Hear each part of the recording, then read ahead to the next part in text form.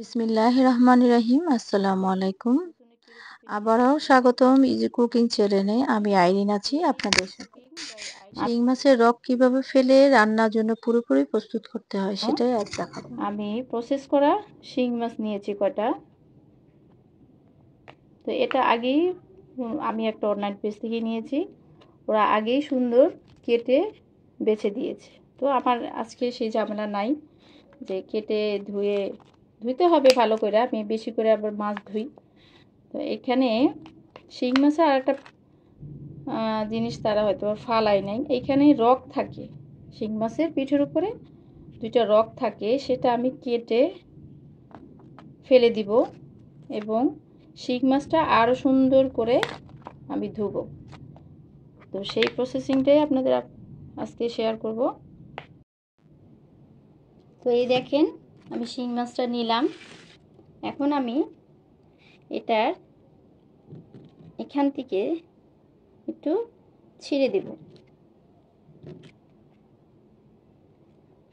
ভালো করে ছিঁড়ে দেব।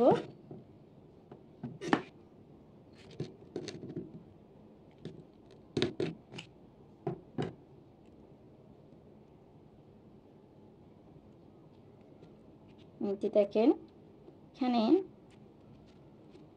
এরকম একটা রক থাকে, এই যে দেখেন ভালো করে দেখাচ্ছি, এই যে একটু ছিলেই রকটা বের হয়ে যায়। এই যে এই যে আর একটা আছে,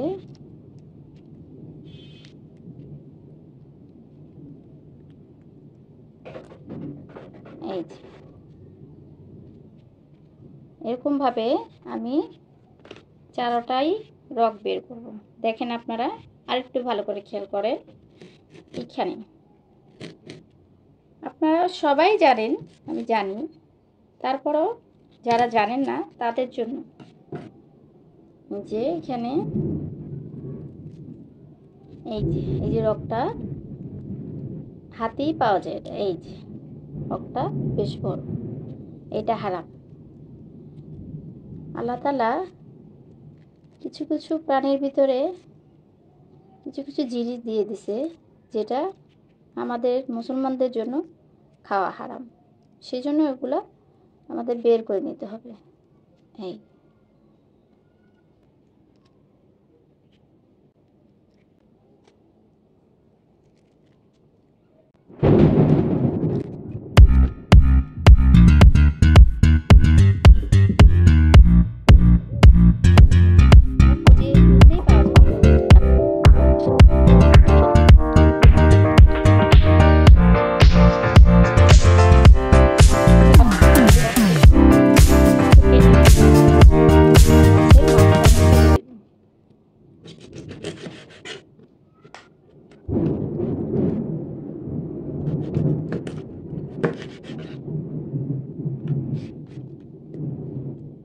আমি মাথাটা দেখতে ভালো লাগে না, যে সেজন্য আমি এটা ফেলে দিই।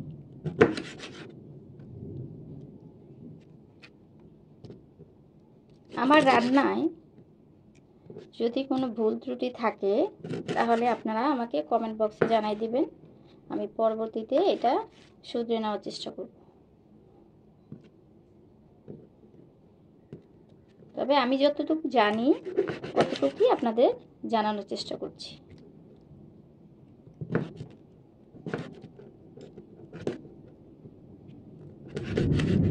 এই হয়ে গেল।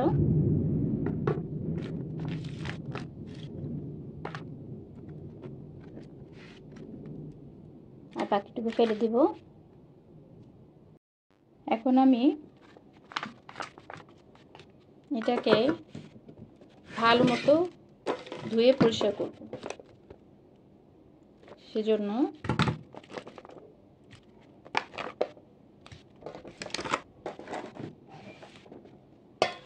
এটাকে পাতিলে নিলাম, যেটা আর কি পরিষ্কার করবো সেটা নিলাম। লবণ নিলাম, কিছু হলুদ নিলাম অল্প, যেহেতু মাছ কম, আর এক পিস লেবু। ব্যাস এইটা সুন্দর করে মাখিয়ে নেব।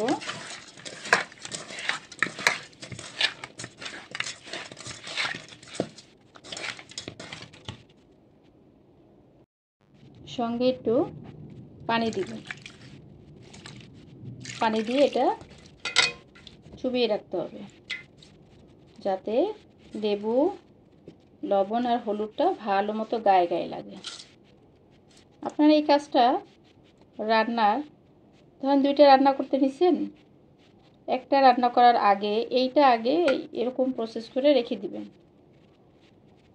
যেহেতু আমার মাছটা প্রসেস করাই আছে, কিন্তু কালো কালো সব উঠাই দিছে, তারপরেও আমি মাছ খুব ভালো মতো ধুয়ে পরিষ্কার করি যাতে মাছের গন্ধ না থাকে, মাছটা কোনো ময়লা না থাকে, সেজন্য। তো আমি এরকম 5 মিনিট রেখে দিব। এরপরে এটাকে আমি ভালো করে ক্লিন করব হালকা গরম পানি দিয়ে, সেটাও আপনাদের দেখাবো। ফিরে এলাম মাছ ধরার জন্য 5 মিনিট পরে।